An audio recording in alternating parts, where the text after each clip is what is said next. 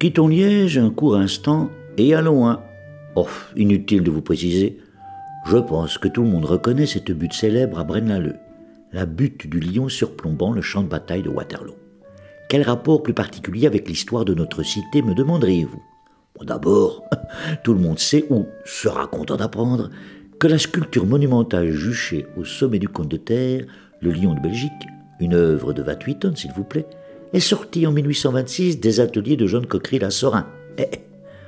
Ensuite, une légende a couru sur l'édification de cette butte de 41 mètres de haut et commencé en 1820. Ce seraient des botresses qui auraient amené la terre des environs, charge après charge, pour constituer le cône. Mais c'est hélas une légende tenace. Certes, les botresses étaient de rudes ouvrières qui n'avaient peur de rien, mais on a calculé qu'il aurait fallu pas loin de 45 000 charges, soit 1100 tonnes de terre chaque jour, pour parvenir à élever la prestigieuse motte de terre. Et un tel déménagement de géants n'est tout simplement pas concevable. Les botresses, nous y voilà donc. Ces ouvrières avaient un métier parmi les plus rudes.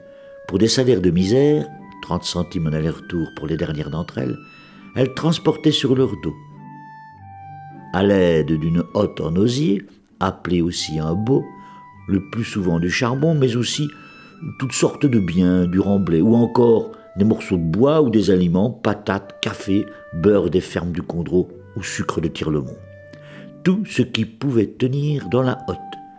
Et généralement, la charge avoisinait les 30 kilos, voire plus encore. On les a utilisés aussi pour les grands chantiers publics, comme l'établissement du chemin de fer ou le creusement du canal de l'Ourthe. Les botresses étaient pratiquement à chaque fois des femmes de petite condition. Leur courage faisait s'émerveiller les gens de passage à Liège, car aucun fardeau ne semblait les rebuter. Elles emmenaient tout ce que leur hotte pouvait contenir. Leur présence est attestée dès la fin du Moyen-Âge, et elles représentaient un des 32 bons métiers de la cité. Plus précisément, le métier des houilleurs, d'après un règlement de 1593, corporation placée sous le patronage de Saint-Étienne, s'il vous plaît. N'oublions pas en passant que la houille, le mot du reste serait d'origine liégeoise, était exploitée sous notre ciel gris depuis le XIIIe siècle.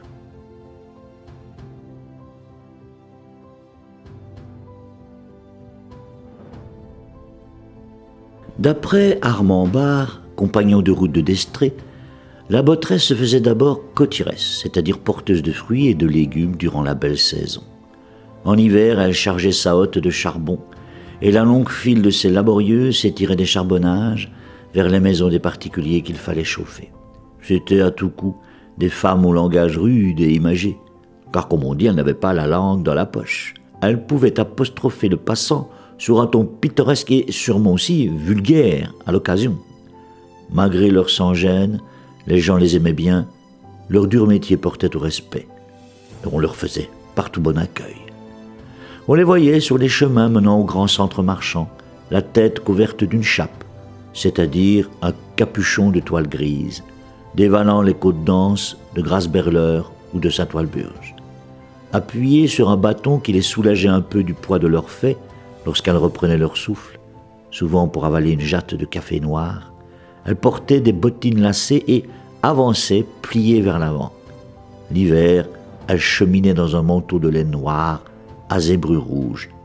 L'été, elles allaient enveloppées dans une jupe en toile des Flandres. Les botteresses ont fini par disparaître, englouties par le flot du progrès mécanique, et on n'en voyait plus que de rares survivantes aux alentours de la Deuxième Guerre. Elles avaient fait partie du paysage de la cité et de ses environs durant tout le XIXe siècle. Ainsi, la commune de Montagny en comptait 229 en 1804, soit un habitant sur 10. Fer de lance des poussées de fièvre révolutionnaire, ce sont elles qui mirent à sac le palais des princes-évêques en 1789.